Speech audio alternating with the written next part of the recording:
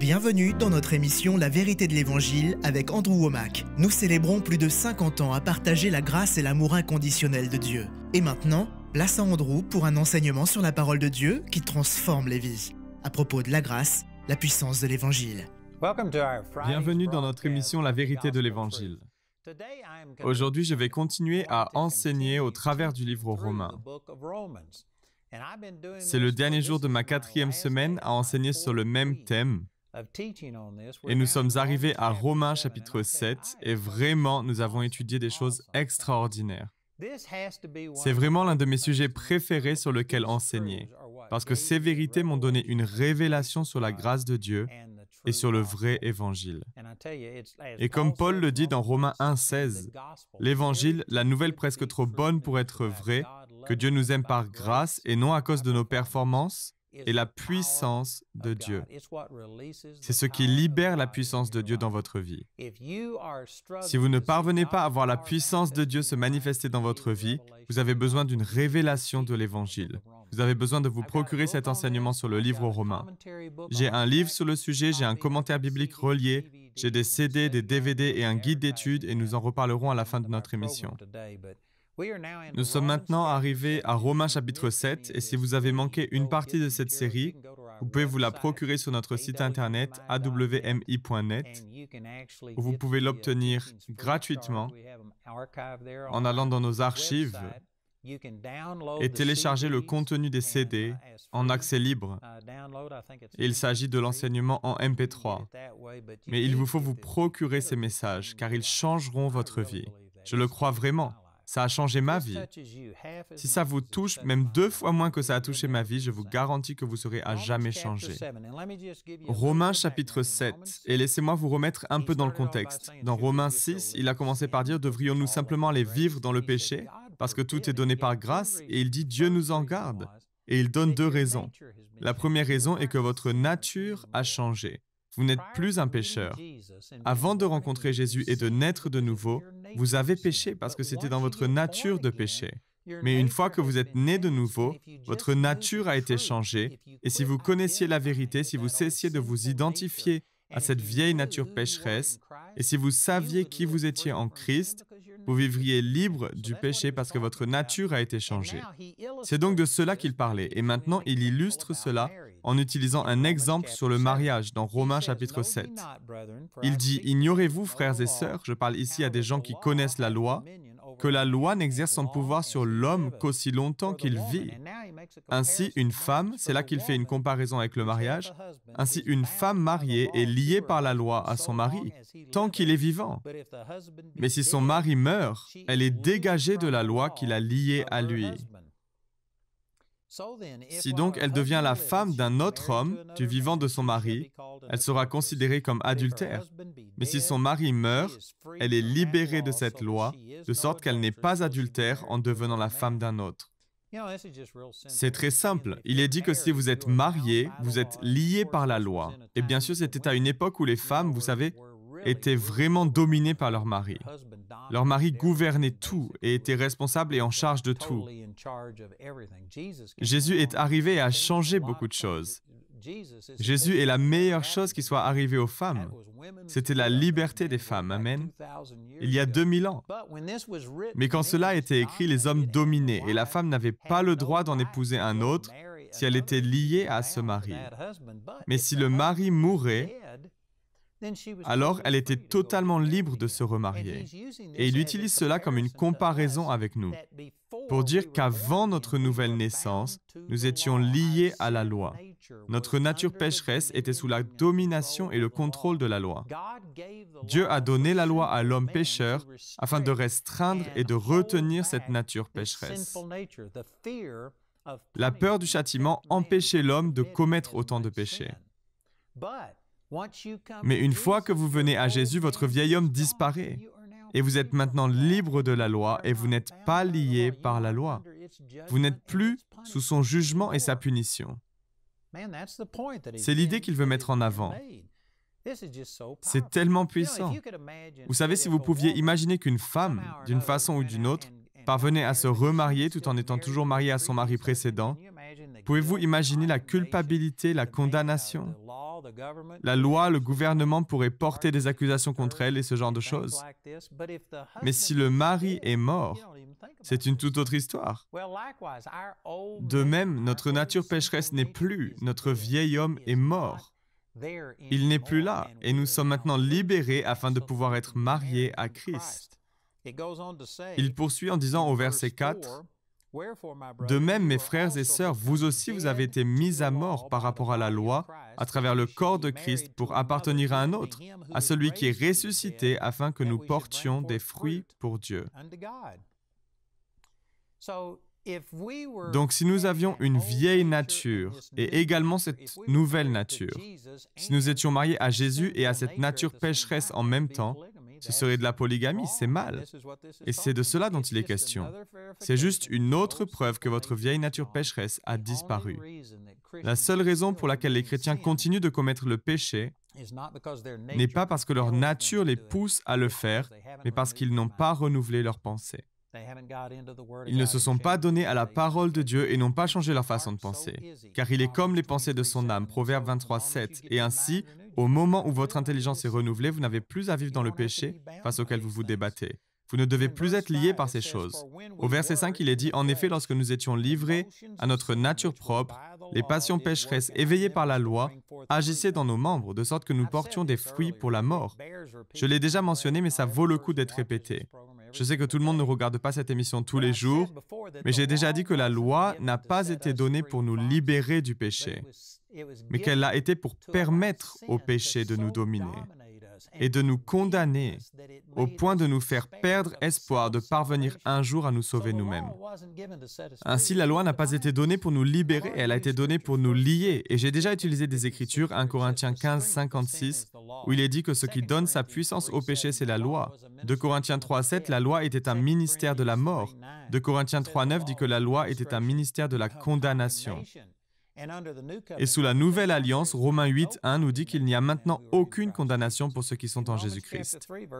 Dans Romains chapitre 3, verset 19, il est dit que la loi a empêché notre bouche de trouver des excuses, elle nous a rendus coupables devant Dieu, elle nous a donné la connaissance du péché. Romains chapitre 4, verset 15, la loi a libéré la colère. Toutes ces choses étaient nécessaires pour nous faire perdre tout espoir d'un jour parvenir à nous sauver nous-mêmes. Mais la loi n'a pas été donnée pour vous libérer, elle a été donnée pour amplifier le péché et pour qu'il vous domine. Quelqu'un peut se demander, mais pourquoi Dieu ferait-il une chose pareille? Parce que la vérité est que le péché nous avait déjà souillés, il nous avait déjà vaincus et nous n'en étions tout simplement pas conscients. Nous nous comparions avec d'autres personnes en pensant « je suis meilleur qu'eux, Dieu doit bien accepter quelques personnes, donc je suis sûr qu'il m'acceptera ». Ce n'est pas vrai. Vous aviez besoin d'être libéré de ce mensonge et comment a-t-il fait? Il vous a donné un standard qui était si saint, si pur, personne d'autre que Jésus n'a jamais été à la hauteur de la loi. Elle vous a condamné et vous a fait réaliser que si Dieu exigeait une telle perfection, alors il fallait qu'il ait pitié de vous. Imaginons que vous vous trouviez dans un immeuble dont le plafond mesure à peu près 6 mètres de haut et que quelqu'un entre avec une arme à feu et dise « Ok, je vais tuer toutes les personnes qui ne peuvent pas sauter et toucher le plafond. » Peut-être que dans cette salle se trouve quelqu'un de fainéant qui a même du mal à se déplacer, une personne qui ne parviendrait peut-être qu'à sauter à 15 cm au-dessus du sol. Il pourrait aussi y avoir un Michael Jordan qui pourrait sauter plus haut que n'importe qui d'autre, mais il ne sautera pas 6 mètres.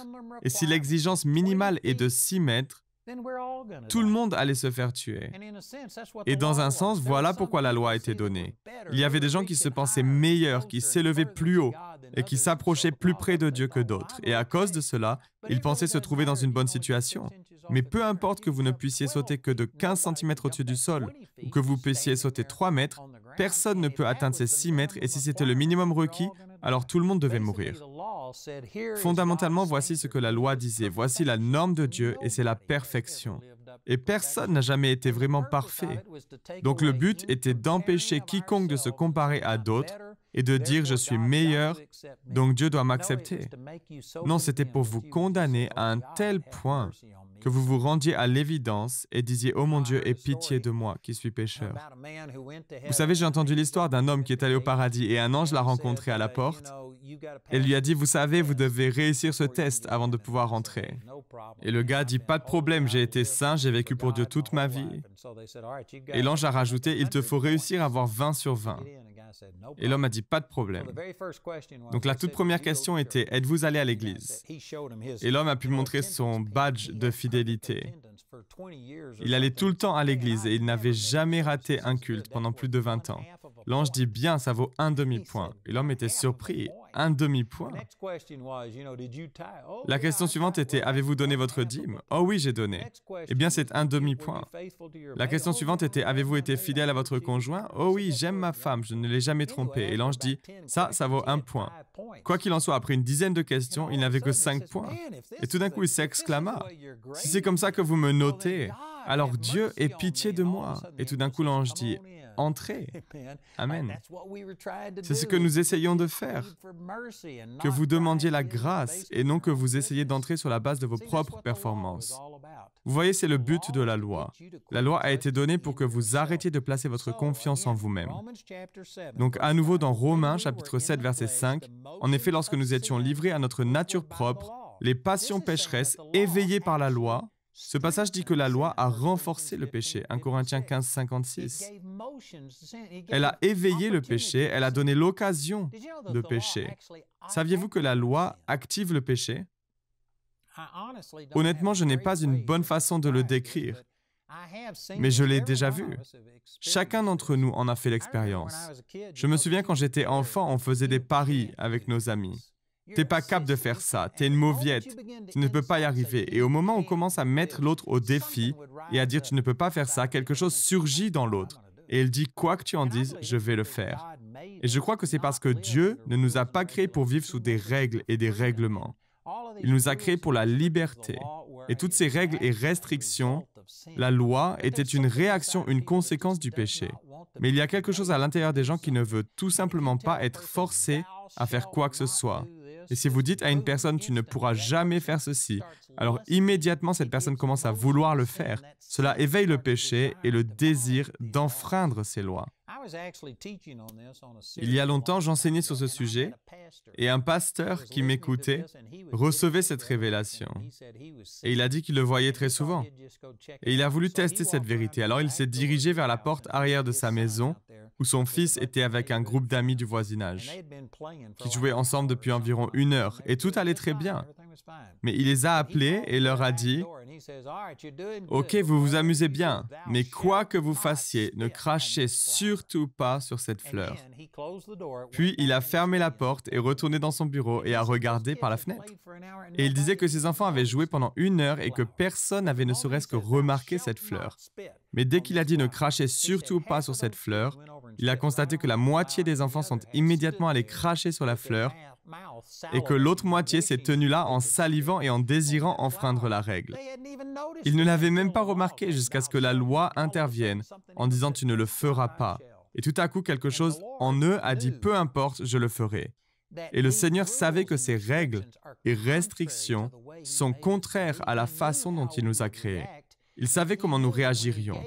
Et il savait qu'en donnant la loi qui disait « tu ne feras pas ceci ou cela », cela nous ferait convoiter ces choses qui nous sont interdites. Et tout d'un coup, il y aurait un désir de péché en nous, et cela pour nous révéler qu'après tout, on ne peut pas changer par ses propres forces. Vous pouvez prendre une décision et faire une liste de résolutions pour le nouvel an. Je ne ferai plus jamais ceci ou cela.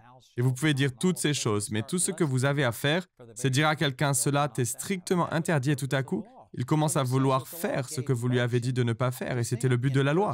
Donc, il est dit ici que la loi a éveillé le péché, et au verset 6, il est écrit « Mais maintenant, nous avons été libérés de la loi. » Qu'est-ce que vous ne comprenez pas dans la phrase « Nous avons été libérés de la loi » ?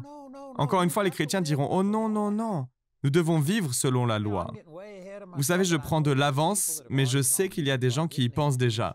Donc, je dois répondre à cette question. Suis-je en train de dire que nous n'avons pas besoin de la loi, que nous n'avons pas besoin des 10 commandements, que nous devons nous en débarrasser? Non, ce n'est pas ce que je dis. La loi est bonne. Permettez-moi d'utiliser ce verset dans Timothée. Timothée chapitre 1. Il est dit au verset 8, « Nous savons que la loi est bonne, pourvu qu'on en fasse un usage légitime. » En d'autres termes, il y a une bonne et une mauvaise utilisation de la loi. La loi est bonne pourvu qu'on en fasse un usage légitime. Et en voici l'usage légitime en sachant bien qu'elle n'est pas faite pour les justes. Qui est juste? Toute personne qui est en Christ est juste. J'ai traité ce sujet à de nombreuses reprises pendant cette série. Romains chapitre 5, je vous ai donné 5 exemples où nous sommes devenus pécheurs par Adam, mais nous sommes devenus justes par Jésus. Nous sommes maintenant la justice de Dieu en Christ Jésus, 2 Corinthiens chapitre 5, verset 21. Donc la loi n'est pas faite pour un homme juste, la loi est faite pour une personne qui ne connaît pas le Seigneur. Et dans une société, vous devez avoir des normes de ce qui est bien et de ce qui est mal. Le meurtre est mal, l'adultère est mal, l'homosexualité est mal, mentir, voler est mal. Vous devez avoir ces standards. Et la loi de l'Ancien Testament était une norme parfaite et absolue. Et pour les gens qui n'ont pas Dieu vivant à l'intérieur d'eux et qui ne sont pas dirigés et contrôlés par l'Esprit de Dieu, la loi est toujours utile. C'est pour les gens qui ne connaissent pas le Seigneur. Et donc la loi continue de servir à quelque chose. Mais pour ceux qui sont en Christ, il est dit ici que nous avons été libérés de la loi. Libérés. La loi ne devrait plus nous dominer et nous contrôler. Nous sommes maintenant sous la loi de l'amour. Nous aimons les autres comme Christ nous a aimés. Nous faisons aux autres ce que nous voudrions qu'ils fassent pour nous. Et si vous êtes nés de nouveau et que vous avez l'Esprit de Dieu à l'intérieur de vous, si vous vous laissiez influencer et conduire par le Saint-Esprit, vous n'auriez pas besoin de la loi. Jacques chapitre 2 dit ceci. Romains chapitre 13 et d'autres passages disent que l'amour est l'accomplissement de la loi. L'amour ne fait pas de mal à son prochain. Donc si nous suivions simplement l'amour, nous n'aurions pas à avoir de loi pour des gens qui marchent dans l'amour envers tous. Mais pour ceux qui sont en dehors de l'alliance et qui n'ont pas encore reçu l'amour de Dieu, la loi est toujours en vigueur. Donc de retour à l'épître aux Romains chapitre 7 verset 6, « Mais maintenant nous avons été libérés de la loi, car nous sommes morts à ce qui nous retenait prisonniers. » Cela parle de notre vieille nature pécheresse. Elle est morte, elle a disparu, elle n'existe plus. Nous en sommes séparés. Et donc nous ne sommes plus sous cette loi, de sorte que nous servons sous le régime nouveau de l'Esprit et non sous le régime périmé de la loi écrite. Que dirons-nous donc? La loi est-elle péché? Certainement pas. Et vous savez, lorsque vous parlez de la loi, de la façon dont je l'ai fait, les gens vous diront, « Eh bien, vous êtes donc contre la loi. » Non, je suis pour la loi si vous utilisez la loi pour ce qu'elle était destinée à faire, pour nous montrer notre besoin d'un sauveur, pour condamner notre justice propre et pour nous ramener à Dieu. Si vous utilisez la loi pour cela, je suis à 100% pour. Mais si vous prenez une personne qui a maintenant reçu la grâce de Dieu, elle est en règle avec Dieu, non pas par ses performances, mais par grâce et par sa foi dans la grâce de Dieu, alors la loi est un détriment pour elle, parce qu'elle la rend consciente du péché, elle apporte la condamnation, elle apporte la culpabilité, elle donne vie au péché, elle renforce le péché, toutes ces choses. Et j'ai déjà appuyé ces affirmations par des versets. Donc je ne suis pas contre la loi si vous en faites un usage légitime. Mais maintenant, nous avons été libérés de la loi car nous sommes morts à ce qui nous retenait prisonniers, de sorte que nous servons sous le régime nouveau de l'Esprit et non sous le régime périmé de la loi. Que dirons-nous donc? La loi est-elle péché? Certainement pas. C'est la même réponse que quand ils ont demandé à Paul, est-ce qu'on peut tout simplement vivre dans le péché? Certainement pas. Ce n'est pas juste la question de vivre dans le péché. Il y a des conséquences, et donc vous vivez du mieux que vous le pouvez. Mais votre relation avec Dieu est basée sur la grâce et la foi. De même, la loi est-elle péché? Non, la loi n'est pas un péché, mais il vous faut l'utiliser correctement. Il est dit, mais je n'ai connu le péché que par l'intermédiaire de la loi. En effet, je n'aurais pas su ce qu'est la convoitise si la loi n'avait pas dit, tu ne convoiteras pas. Comme il est dit dans Romains chapitre 3 et au verset 20, la loi a donné la connaissance du péché. Elle n'a pas donné la connaissance du salut. Elle n'a pas donné la connaissance du pardon. Elle a donné la connaissance du péché. Elle a attiré notre attention sur le péché. Et il y a un but à cela. Vous devez reconnaître que nous avons tous péché et que nous sommes tous privés de la gloire de Dieu. Et ainsi, nous devons admettre cela. Et la loi nous fera admettre que nous avons besoin d'un sauveur. Mais je n'ai connu le péché que par l'intermédiaire de la loi. En effet, je n'aurais pas su ce qu'est la convoitise si la loi n'avait pas dit « tu ne convoiteras pas ». Donc la loi nous a donné une norme du bien et du mal. Vous savez, j'ai beaucoup utilisé ce verset, mais il y a un passage de l'Écriture qui dit qu'en se mesurant à leur propre mesure et en se comparant à eux-mêmes, ils manquent d'intelligence. Et je compare cela à ce qui suit. Si vous pouviez imaginer que toute la société soit dans des sables mouvants et que nous soyons tous en train de couler, mais très lentement, et nous nous regardons les uns les autres, nous nous comparons les uns aux autres, mais nous coulons tous à la même vitesse, donc personne ne réalise ce qu'il se passe. Personne ne s'en rend compte. Mais si vous preniez quelque chose comme un poteau ou un panneau, et que vous le placiez à un endroit où il ne puisse pas couler, en le voyant, vous pourriez réaliser tout d'un coup que « Oh, je suis en train de couler, je vais mourir si je ne fais rien pour changer les choses, si je n'arrête pas le problème. » Dans un sens, c'est ce à quoi la loi a servi. Les gens se comparaient entre eux et parce que tout le monde était dans le même bateau, ils ne réalisaient pas à quel point leur valeur était mauvaise et ils ne réalisaient pas comment Satan détruisait leur vie, parce que c'était la même chose pour tout le monde. Donc Dieu a mis ce repère, ce standard sur la terre ferme qui ne coule pas. Et tout d'un coup, vous pouvez dire, grâce à ce repère, je suis en train de couler. Je suis aspiré vers le bas. Et c'est ce que la loi a fait. La loi nous a donné la connaissance du péché et nous a montré que peu importe ce que tout le monde dit, peu importe s'ils disent dans la société aujourd'hui que l'homosexualité, l'adultère, le mensonge, le vol, etc. est acceptable, peu importe ce que dit la société, voici la norme parfaite de Dieu. Et on doit reconnaître que l'on doit changer. Voilà le but de la loi. Regardez au verset 8, il est dit « Saisissant l'occasion offerte par ce commandement, le péché a produit en moi toutes sortes de désirs. » Le mot « désir » signifie une convoitise incontrôlée, non maîtrisée ou débridée. Il est dit ici que c'est le commandement, la loi qui a fait naître ces choses en moi. C'est comme l'illustration que j'ai donnée plus tôt, qu'il y a quelque chose en nous qui n'aime pas qu'on nous dise qu'on ne peut pas faire quelque chose. Et quand on nous dit « tu ne le feras pas », notre chair s'y oppose et s'exclame « personne ne me dit ce que je dois faire. Peu importe la règle, je vais le faire quand même. » Et vous savez quoi? C'est ce que la loi a fait. Elle a activé ce désir. Elle a activé ce péché et nous a précisément fait convoiter ce qui nous était interdit. Donc, il est dit, saisissant l'occasion offerte par ce commandement, le péché a produit en moi toutes sortes de désirs. En effet, sans la loi, le péché est mort. Pour ma part, sans la loi, je vivais autrefois, mais quand le commandement est venu, le péché a repris vie et moi je suis mort. Il s'est trouvé que le commandement qui devait conduire à la vie m'a conduit à la mort. Il y a beaucoup de choses à dire sur ces versets, mais je n'ai plus assez de temps. Permettez-moi d'ajouter quelque chose rapidement, puis nous devrons continuer la semaine prochaine dans nos émissions. À nouveau, je vous encourage à vous procurer cet enseignement sur notre site web ou à écrire et à vous procurer ces ressources. Mais ce verset dit, « Pour ma part, sans la loi, je vivais autrefois. Mais quand le commandement est venu, le péché a repris vie et moi je suis mort. » Il n'a pas dit « le péché est venu », le péché était déjà présent. Et encore une fois, il ne s'agit pas des actions individuelles de péché, mais il s'agit de la nature du péché.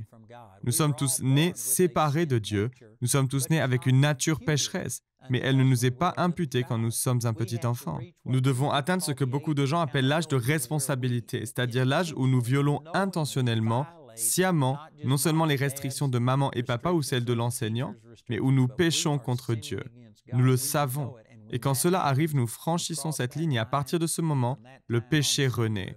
La nature du péché se ranime, nous sommes tenus responsables et si nous venions à mourir après avoir franchi cette ligne, nous serions séparés de Dieu, à moins d'avoir fait de Jésus notre Seigneur. Le programme d'aujourd'hui fait partie de la série La grâce, la puissance de l'Évangile. Nous espérons que ce message vous a béni. Notre ligne téléphonique est ouverte aux heures indiquées à l'écran. Appelez-nous si vous avez des questions sur ce programme, si vous avez besoin de prière ou si vous désirez commander l'un de nos enseignements. Vous pouvez nous contacter au numéro qui s'affiche à l'écran. Ce programme a été rendu possible grâce au soutien financier de nos partenaires. Si vous souhaitez devenir partenaire, vous pouvez le faire en appelant ces mêmes numéros. Nous vous proposons un livre sur le même sujet que l'émission d'aujourd'hui, intitulé « La grâce, la puissance de l'Évangile », que vous pouvez vous procurer pour 12 €. Les 30 émissions de cette série sont disponibles en DVD pour 22 €. Vous pouvez également vous les procurer en CD pour la somme de 15 €. Si vous commandez les deux formats, CD et DVD de manière simultanée, le prix de l'ensemble est de seulement 30 €. Vous pouvez aussi opter pour les fichiers audio MP3 et vidéo MP4 sur clé USB, toujours pour 30 €. Le guide d'études est pour l'instant seulement disponible en anglais. Il inclut le contenu du livre ainsi que des questions en rapport avec chaque sujet abordé afin de l'étudier seul ou en groupe. Pour tous nos téléspectateurs qui se trouvent en dehors de l'Europe, tous les produits que nous vous présentons sont disponibles dans nos bureaux situés dans votre région.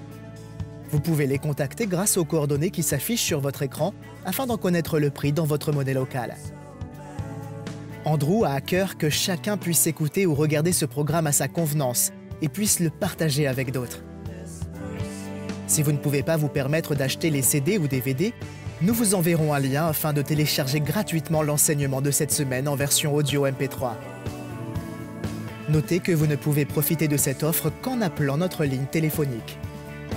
Vous pouvez nous appeler dès maintenant au numéro qui s'affiche à l'écran. Nous nous ferons un plaisir de répondre à vos questions, de prier avec vous ou de vous aider à commander l'un de nos enseignements. Notre ligne est ouverte durant les heures inscrites à l'écran. Nos opérateurs téléphoniques répondront en français ou en anglais selon les informations qui se trouvent sur cette annonce. Toutes les ressources d'Andrew en français se trouvent dans les boutiques en ligne des sites internet de nos bureaux affichés à l'écran. Vous pouvez également nous joindre par email en français et en anglais aux adresses qui s'affichent sur votre écran. Nous avons hâte d'avoir de vos nouvelles. La prochaine fois dans la vérité de l'Évangile. Le péché est mort sans la loi. Lorsque la loi est arrivée au verset suivant, « Pour ma part, sans la loi, je vivais autrefois, mais quand le commandement est venu, le péché a repris vie et moi, je suis mort. » Il y a énormément de choses dans ce verset. Et à nouveau, cela va tellement à l'encontre de nos concepts et enseignements religieux que la plupart des gens se bloquent et disent « je ne comprends pas ces choses » et ils finissent par éviter le sujet. Ou bien s'ils persévèrent, ils embrassent toutes sortes d'idées bizarres. C'est tellement différent de ce que la plupart des gens enseignent aujourd'hui. Il dit ici que quand le commandement est venu, le péché a repris vie. La loi a donné vie au péché à l'intérieur de nous. J'ai mentionné cela la semaine dernière, mais si vous voulez que quelqu'un fasse quelque chose qu'ils ne veulent pas faire, il vous suffit de leur dire « vous ne pouvez pas le faire ». Vous savez, lorsque j'étais enfant, je disais « tu es une mauviette, tu ne peux pas le faire ». Dès l'instant où vous provoquez quelqu'un et vous lui dites qu'il ne peut pas faire quelque chose, je peux vous garantir qu'il serait capable de se casser une jambe pour essayer de faire la chose que vous lui avez dit de ne pas faire. Il y a quelque chose à l'intérieur de l'être humain qui résiste au fait d'être sous des lois, des règles et des réglementations. Il n'aime pas faire les choses par dette ou par obligation. Et dès l'instant où vous commencez à dire « tu ne feras pas ceci », la chair de l'être humain se soulève et dit « ah oui, on parie, eh bien je vais le faire ». Dieu savait cela et c'est la raison pour laquelle il a donné la loi. Je pense que j'ai utilisé cet exemple. Je fais ces enseignements depuis 6 semaines maintenant, donc merci de m'accorder un peu de miséricorde, si je l'ai déjà mentionné. Une illustration de ce dont je parle, imaginez un taureau couché dans un champ.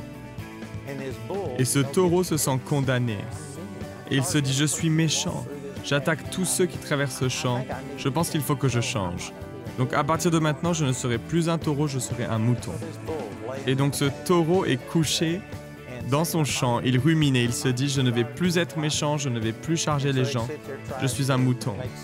Et donc il est couché là et il essaie d'émettre le son « bé ». Imaginez la scène.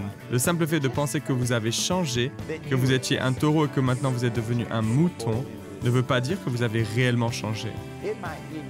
Ça vous donnera peut-être une paix passagère et peut-être que jusqu'à un certain point, ça vous aidera à restreindre vos actions. Mais la vérité, c'est qu'il vous faudrait naître de nouveau afin de devenir un mouton. Vous êtes né taureau et il faudrait naître de nouveau afin de changer cette nature. Rejoignez-nous prochainement pour plus de la vérité de l'Évangile.